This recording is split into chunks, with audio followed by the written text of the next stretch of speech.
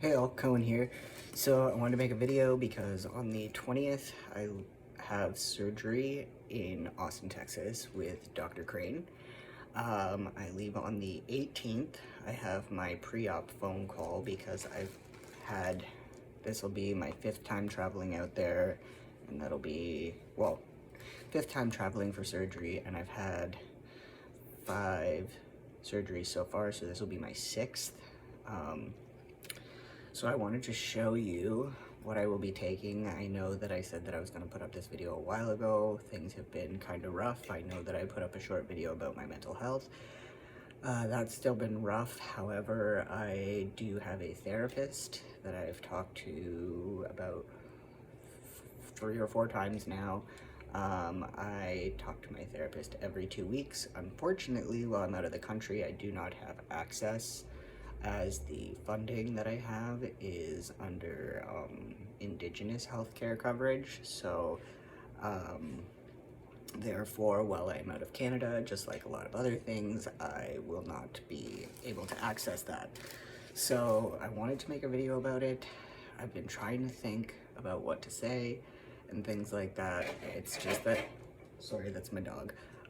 It's just that things have been so all over the place, and it's been so, pardon my hair, it's been so foggy in my brain. It's been hard to collect my thoughts and to kind of talk about it. So that'll probably be something that I'll do maybe before I head away for surgery, but maybe after I come back. Just a lot of feelings going on, and I've been having a really hard time managing, like, doing things throughout the day. It's been very difficult for me. I feel like it's me being lazy, but it's definitely not. It's just I honestly don't have the energy. I don't have the capacity to be able to do as many things as I would like to do. So that's kind of where I'm at right now, to give you a rough update on that. But anyways, I'm gonna get into what I'm taking. I'm not going to talk about like clothes and stuff like that because I've already gone over. Like, I take a couple t-shirts, I take a couple pairs of shorts, I take a pair of track pants usually, and a sweater, and then like socks and underwear, obviously. But I don't take a lot of clothes. Generally, where we stay has laundry either in the apartment or on site, so I don't pack a lot. I'm going for 10 days, and I think like 3 shirts, 2 pairs of shorts, 1 pair of track pants, and like 1 sweater, a couple pairs of socks, a couple pairs of underwear, that kind of thing. I don't really go into anything crazy. Same with I'll bring like the shampoo and stuff. Soap is normally already there at the Airbnbs, so that's a bonus, so I don't have to bring that. So really, like, a lot of the times it's like a brush, beard oil, and obviously like my toothbrush and my toothpaste and deodorant, maybe some cologne, and that's about generally it. I also make sure to take all my paperwork. I have backup copies of everything and obviously tons of emails. I also was emailed my complete file up to date, which is like 84 pages, and that's just from the surgeries that I've had with the Crane Clinic. So I didn't make a video, I didn't make a post, I completely forgot. Obviously, that shows how my mental health has been, but on, when was it?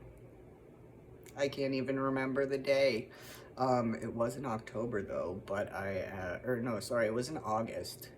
Back in August, I was 2 years post-op. So I am just over 2 years post-op now, and this will hopefully be my last surgery. If you would like to know about the other surgeries that I have had done, and you are new to my channel or just browsing because you saw and wanted to see, you can look up my other videos. I've talked about things. At the end of this journey, I will go through everything that like I took with me, everything that I like through my other videos said. I'm gonna go through everything and let you know like what was the best stuff, because I had to go to wound care, as I've discussed in other videos. So wound care has given me some things that have been really helpful, and luckily I had explained to wound care that I'm going back and that I don't have a lot of supplies and my funds are quite low, and she gave me some stuff to get me through like at least the first week and a half to 2 weeks of surgery. So that was really awesome. Also, I'm supposed to use Hibiclens to clean myself, and I always buy it off Amazon, and normally it ships in 2 days. And when I went to go look it up this time, it said it wouldn't come here until November, so that's way past my surgery date. So I had spoken with her, and she had some stuff. She gave me a bottle of it, and I talked with Judah at the Crane Center, and he said that I definitely can use that to wash before surgery. So that's a bonus as well, because I was in Canada, Hibiclens isn't generally used. A lot of nurses and doctors and stuff haven't really heard of it since like being used in hospitals and stuff since like the 80s. I think there's like surgical sponges, which I used back during when I had my top surgery, but I didn't want to have to run around to all these pharmacies, so luckily I was able to do that. So I'm going to get into the things that she has given me. I have a couple boxes, so I'm going to show everybody. So I'll start with the cleansing stuff. So this is what I was given by my wound care nurse, and I checked with Judah, and this is what I'll be using to wash my body before surgery. I believe I have to shower at least 4 times with this. It'll be, I think, the day that I leave, or the day before I leave, so the 17th, 18th, 19th, and 20th, I believe I'll have to use this. I don't know how much, shh, stop, sorry. I don't know how much that costs, obviously, because I did get it for free. And then things that I have for after surgery. So I have some things that I have gotten from wound care that I found helped out with, like, when your wounds are healing if they're too wet. So I'm gonna show you guys some stuff and we will get on with it. So first off, I have these non-woven sponges. They're gauze sponges. They're 4x4s. 2 come in a pack, so that's great because generally I only need 1. I have some of these left over that I had bought, and if you are stage 1 or if you are having work done on your phallus, these are good because they are non-adherent, and these ones are the 8x3 inch, so if you need to, you can cut them and use them as you need. So those are for where the wound would be. I also have this, which is stretch bandage gauze rolls, which I love this stuff because when you go to wrap something, it's like you don't have to wrap it tight, but because it stretches, it has more give, so you can go a little tighter than with like normal gauze and not have to worry about it being too tight or the gauze slips off as easily. This stuff is really, I like this stuff. I also was given some Q-tips just in case I need to apply anything. They come in packs of 2. I was given this Aquacel, which they're little strips. Like this looks like that's all it is, but there's at least like it's wrapped 4 times, but you cut off a bit, and wherever you have an incision that might be a little wet, you put it against that, and that helps soak it up, and it also helps with not having the gauze needing to be changed as much.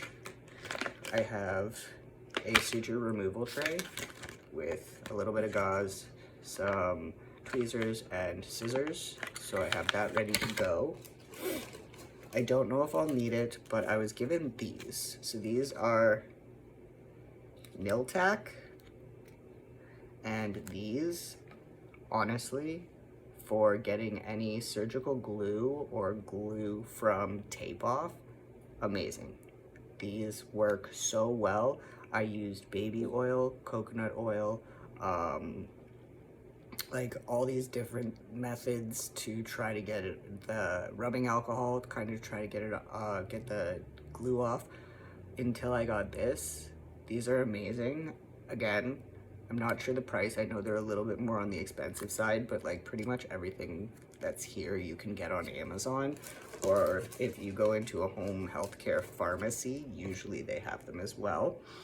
Another thing that I was given, These are SaluPrep QD swabs, and they have rubbing alcohol, but these you can use to clean areas that you need to, like incisions or whatever. Anytime that I've had an incision that needs to be cleaned out or whatever, these are what I use. I'm bringing it with me, but it's a complete antibiotic. I can buy more there, but it's like a Polysport, and if you're in Canada, that's pretty much what it is. You would want the complete one. I also have MediHoney, and I have one of these. So I have a syringe with the top on it, and I put the MediHoney in here, and this makes it easier to wherever you need to put it on. I've been using this because I have a little bit of a tiny like opening on part of my phallus where I had like one of those like ball like cystic little pimples pop out. So I used that on it. Like literally you can use MediHoney on any cut or burn, and it helps heal really quickly. I also have some iodine that I bring sometimes for cleaning. I'll either use this or these swabs here that I showed you before. I also always bring alcohol pads to clean any of my scissors or anything else that I might be using. I've also brought tape. This is lightweight, featherweight tape, and it doesn't stick really, like it sticks to your skin, but it's not, like it doesn't leave as much, and like if it folds over, it's really easy to unkink itself. So I have some of that. And this, also, I bring a mirror so that you can look at whatever you need to look at down there where you can't see. This is honestly one of the best things that I've discovered since starting wound care. And I'm so glad I found out about it. So this right here, it's all in one piece, but you can cut it to whatever length you need, and it stretches. So this is just like mesh. And if you've ever gone into a hospital and they put an IV in and it's not really staying, or they want it to be more secure, they would put this over your hand, or it can go over any, they have different sizes, so it can go over any part of your body, and it keeps whatever wound dressing you have secure. So honestly, I wish I would have known about this from stage 1, because wrapping my phallus in tape, or in gauze, and then having to tape it, it always slid off. I actually ran out of some when I was still using it, and I was taping it again, and the gauze just kept falling off. So if, I can't remember the name of this, but when I am doing my video after the fact, I will look up the names of all of these things and try to get the prices of them. This you can buy at a home healthcare pharmacy. However, I have found that most pharmacies have the box open on the shelf, and you can take it to the counter, I guess, and they can cut you however much you want. To me, that's very unsanitary. It's sitting on a shelf. People have probably touched it, put it back in the box, played with the box, and I found it really odd that it was like on the bottom shelf closest to the floor. So I know that you can buy that as well on Amazon, and if you were to go into a pharmacy, you could probably ask them to order you a box of it. But yeah, if you go into a pharmacy, I would, like, if you're going to buy it, if it's not in a sealed box and it's just like take your own kind of thing, I would highly suggest asking if they have a box of it. Honestly, if you're going through phalloplasty and you're starting from stage 1, you probably will need at least a full box of this, depending on how many surgeries you have on your phallus or whatnot. So that is something that I really recommend, and I do wish that I really had back when I was first going for surgery. I think, oh, also, I have bottles of saline as well. So after I shower or whatever, I can also use saline to clean it out. I have a few options. So saline, if I want to be less aggressive, iodine if I want to be more aggressive, and the swabs if I want to be like in the middle kind of there. So that is actually everything that I will be taking. I'll probably have some gloves as well, but I don't have those on me right now. But that is what I will be taking, along with a book of all of my records and funding approval and other things to do with my surgery, because last time that I went, the US Customs person, when I was leaving Canada, tried to have an argument with me, asking why I was leaving, and I was honest and said I'm going for surgery, and he said, oh, well, who's paying for it? And I said, the government of Ontario, Ontario Health Insurance Plan, OHIP, is paying for it. And he got all rude with me and decided to tell me that that's not true. And I said, I have my paperwork for my surgery with my dates and stuff, and I also have my funding approval letter, so would you like to see that? And I showed it to him, and he obviously had no idea what he was looking at, and I had to say, like, I am a trans man, and I am going to Austin in order to have a surgery that is not offered here, and that's why I'm going. And at this point, I'm already, like, anxious, and I'm already frustrated with how he's behaving with me, because it was like, oh, I'm a customs officer and I have this badge on and I'm gonna act like a complete misogynistic douchebag. That was the only time that customs has ever really been rude to me, but he went on to say to me, well, if your government insurance doesn't cover the surgery, then do you know who pays for it? And I said, I do. They send me a bill in which I then have to pay it unless the OHIP approval. I'm like, and I have not had the OHIP approval come back as not okay. Like, everything's down there on the form that says what I'm getting done and what it's approved for, and they're getting paid. And he was like, no, the American citizens will pay for your surgery if your coverage doesn't pay for it, so you're wrong.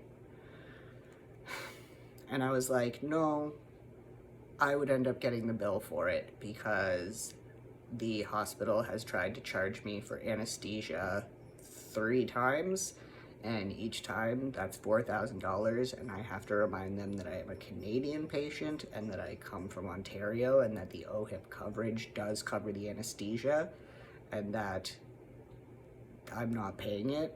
And then once that was explained, it was all fine and dandy, but it's a matter of they forget that I'm Canadian, and they keep telling me that I have to pay for my anesthesia, or I have to, like, pay a deposit, and then I remind them and everything's fine. But this guy at customs just continued to want to be a dick, and at one point I said, like, you're really, like, I'm not really impressed right now. Like, you're making me extremely nervous and upset by the way that you were talking to me, and I really don't appreciate it. And at that point, he got, like, even more, like, puffy in the chest, and then tried to say, like, well, do you even want to make your flight? Like, kind of threatening me that he wasn't going to let me through. And he could tell that I was getting annoyed. And I'm like, everything's there. There's no reason for me not to go through. Like, this is ridiculous. And then, like, obviously I got through, but it was one of those things where it was just such an extra thing. And it pissed me off so much, and luckily, like, my dad just let me rant and rave while we were walking to our terminal, and then, like, I calmed down and stuff, but it was just one of those things where it's like, who do you think you are? I understand what your job is, but when I'm showing you paperwork that fully proves it, and I'm sorry, you're too uneducated to understand what you are looking at, so that's a you problem, not a me problem. Anyhow, that could be an issue for somebody. We've decided that we're just saying that we are going on a vacation. I try to think that honesty is the best policy, but when you're a trans person, and especially now traveling, I am not going to say anything about going for surgery. I'm going on a vacation. I've had no issues as far as payments or anything like that, so it's a matter of to get treated like that over somebody's opinion, which I'm sure that person was also not like, they didn't seem too thrilled when I had mentioned that I was trans, so it was one of those as well where it's just like, And to be honest, I've been through like where you have to go through the scanner and it goes off every time for me because my thigh, where they took the graft from, my donor leg, it pops up as a square. And so like I explained to them that I had surgery and they had to take a big skin graft out of my thigh. So that big square is my skin graft taken away. And I told them, I'm like, you can pat it down and everything, like obviously, like whatever. And the guy's like, do you mind like if I pat you down? Like he asked me if I minded if he patted me down. And I said I was fine with it. And he patted me down, wasn't aggressive, wasn't nothing, very nice. And then all they did was that little roller thing on my hands just to like make sure that there's nothing or whatever. But like the only time that I ever had an issue coming home was the first time I came home and I was in a wheelchair, and because I had a catheter bag and other stuff, like they assumed it was whatever, and I was like, my catheter bag is literally hanging around my ankles because the tube's so long I could literally just pull up my pant leg and show you that I have a catheter bag. But that wasn't okay, and the person wanted to take me in front of everyone, make me get out of the wheelchair, and then pat me down super aggressively to the point that my dad had to say, he just had surgery on his penis. Can you like back off a bit? One last thing I will say is if you are traveling, I don't know what it's like in the States because I know when I've used a wheelchair in the States after surgery that they take it away from me every time that I sit down. But especially if you're stage 1 and depending on what you get done, the best thing to do, depending on how, like, because you don't know how long you're going to be standing in line for stuff, so like if you need to get a wheelchair while you're going through, and then also when you're getting off the plane, it's just a lot easier for you to be able to move around depending on the airport you go to. It could be pretty big and you might have to walk quite a distance, so that might be something you want to look into. And also when you are coming home, and if you do end up getting a wheelchair, when you go through to get back into, like say I'm getting back into Canada, they have a lineup for people that are in wheelchairs, whether it's for mobility reasons, elderly people, it's also for families too. So like if you have like a huge family and somebody's disabled, or you have a bunch of strollers, generally that area takes you through and it's faster than the lineup, which I'm not skipping the lineup because I want to skip the lineup. It's a matter of I just had surgery and I can't walk that far, and to stand in a huge line is not at all doable for me, and it's not for most people. So before you like wear yourself down after having such a big travel, depending on where you're coming from, see if you can get a wheelchair. I know that most airports in Canada, when you come off a flight, there's usually a wheelchair or two like right there when you come out of the plane. So generally that's something that you can do, and it is very helpful. It's just helpful so that you don't have to like get too tired, stop, and you know, whatever, and it just makes your travel back home easier because you've already been through enough. I think that's where I'm gonna leave it. I don't have anything else to share with you as far as what I'm taking. Oh, I have one last thing. So I had to get a urine culture test before I go for surgery, and I got a call today, I believe, no, yesterday, from my doctor's office letting me know that there was bacteria found in my urine.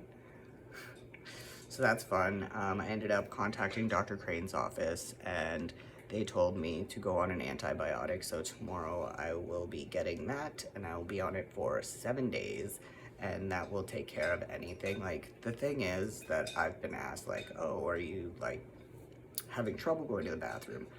Are you having to go pee a lot more than you have to? Does it burn when you pee? Is there blood in your pee? Do you have a fever? Do you feel like sick?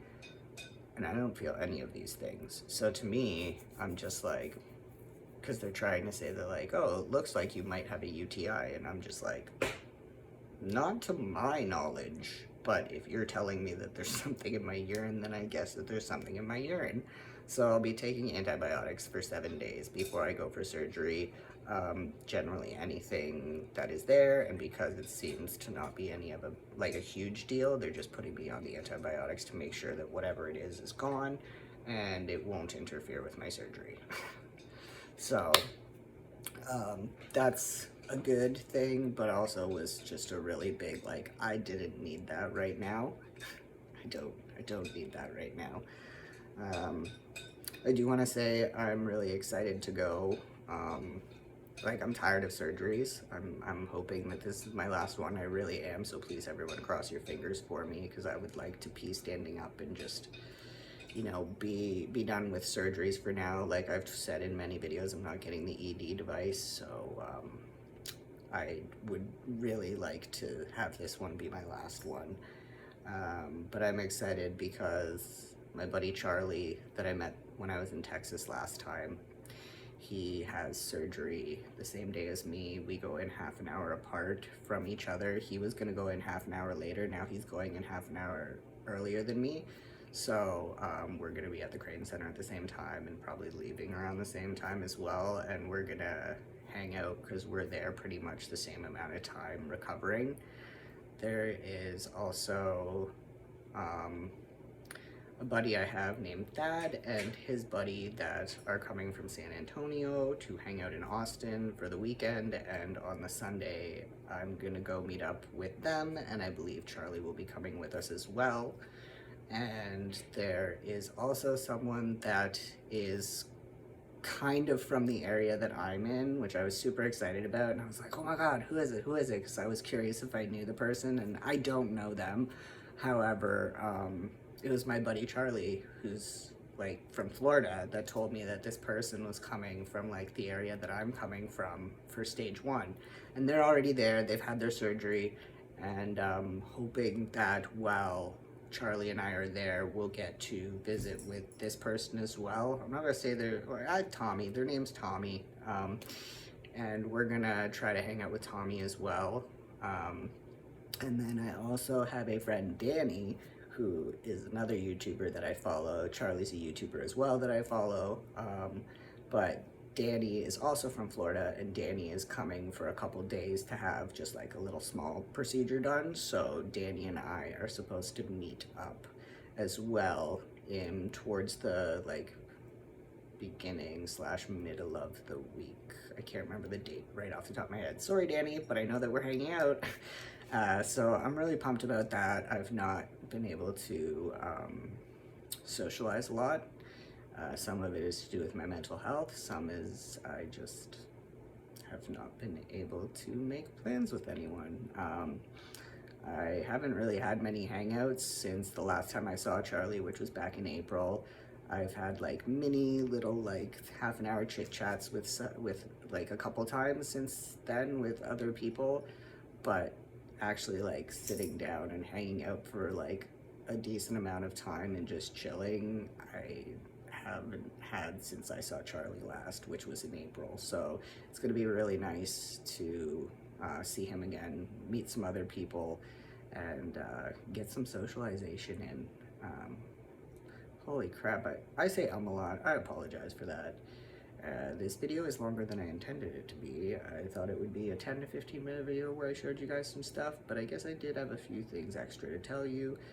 Yeah, so I'll work in my brain about the mental health video that I wanted to make. I had made a video prior explaining my feelings on my mental health and things that I've gone through and things that I've gone through with other people that I had posted, and unfortunately I had to put that video on private. So I've been trying to go through everything and think about how I could talk about the things that I need to talk about without having somebody come at me and ask me to remove something from a video, I have no qualms with it. I did it. However, the amount of time that I spent talking about what I talked about was under 2 minutes long. And it was very vague. Everyone that I talked about, every instance, I did not use names. I did not use anything that would indicate, unless you, for some reason, know that person that I was speaking of. If you're my family, you might know a couple of the people. If you knew me years ago, you might know. But at the end of the day, you don't know. And unfortunately, I had felt extremely relieved, and I had felt better about myself being able to talk about things that have disrupted my life, things that have been difficult in my life, things that have affected how I deal with things, so on and so forth. And to be honest, I thought about it, and I don't edit my videos. You all know that. I'm not an editor. I don't do it, don't want to do it, and at the end of the day, if I bung up on a video, oh well. I'm here to be honest. I'm here to share with you, and if I have to go back and edit my videos, then I'm not really sharing everything. If I'm gonna cut out little snippets, or if I'm not gonna share the negatives in my journey or my life, and I'm only gonna share the positives, that's not benefiting anybody, and it's not benefiting me because I'm only lying to myself. So I had made a video. I had it up for a couple days, I think, or I had it up for maybe a week or something, and I ended up putting it on private because I'm not going to edit a video, and I'm not going to take out a portion of a part of my life that affected me greatly, even though I only spent less than 2 minutes talking about it in a 28-minute video. Like I said, I have no qualms. I took it and put it private, so I still have a copy of the video for myself, and at the end of the day, I did what was asked of me, and unfortunately, in doing so, I have realized that putting all that back into a little box and having it just be stagnant, not being taken care of, not being acknowledged, has actually kind of really messed me up.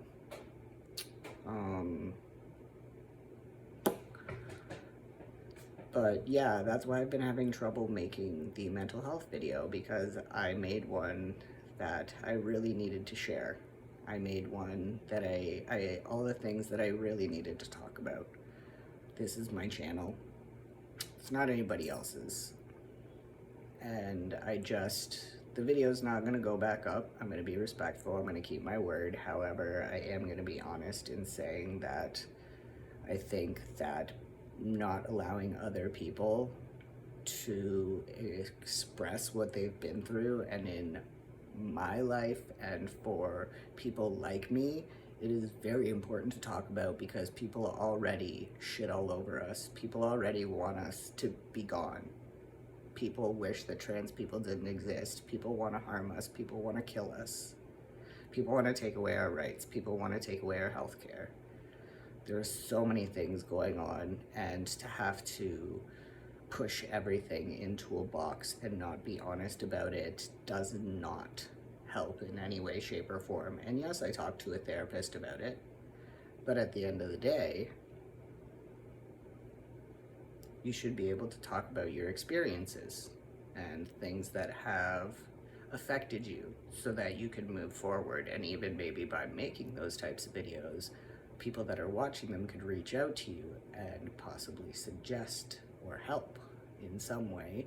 Or maybe you have made that video and there are people that have seen that video that have been in a similar circumstance, and you might be able to help them.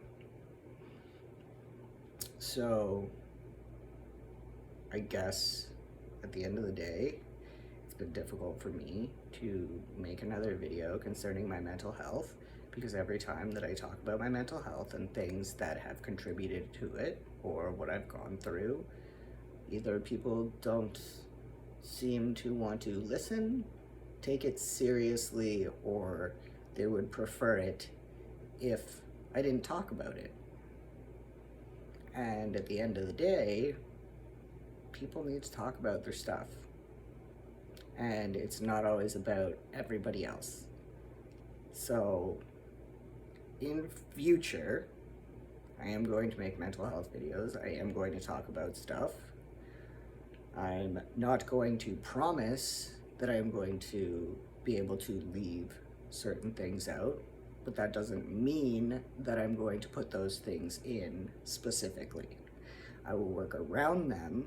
However, there are times where I might have to mention something, and y'all can assume that they're about whoever you want, but I have a big family, and I have dated more than one or two people, so if anybody wants to be assuming of anything, and even if somebody's story sounds like somebody else's story, it just means that sometimes people have had experiences with people that are the same, or people that you've been with have had the same experience. So, at the end of the day, I will be making a mental health video. I will be thinking about it very much so before I do it. And at the end of the day, I do ask that if you want to make assumptions about what I speak of or what I talk about, remember that you are making an assumption. You do not know. I do not share people's names. I do not share anything that should or would indicate who anybody is. And if you want to make those assumptions, then that is a you problem. Because it's not okay to tell people that they can't talk about what they need to talk about. It's not okay to tell somebody or assume that somebody's talking about somebody in particular, whether it to be vindictive or whether it just because you think that that person doesn't care. Not everybody knows what I've experienced in my life, who I've experienced it with, or other things pertaining to my life. So I ask that if you are going to watch my videos, when I do speak about my personal life, that you do not make assumptions, because I don't need assumptions. I know what happened in my own life. I know how it's affected me. I know that there are other people sometimes that are involved in what I'm talking about and that it affected their life as well. And I'm not saying that if something happened to them that I'm downplaying it or I'm only talking about it from my side and trying to get pity or something. I'm not bringing it up for that reason. It has nothing to do with the people that I'm talking about. It has to do with how it's affected me, and it has to do with my experience. I can't speak on the other people, nor would I ever speak on those other people. So even though this video was about my necessities for surgery, I guess towards the end, I decided to share a little bit more because it's been bothering me. It's been bothering me for quite a bit. I am in a constant state of never being able to express myself or talk about how I feel or anything like that, to be honest. Most of the time I feel like I'm just supposed to shut the fuck up.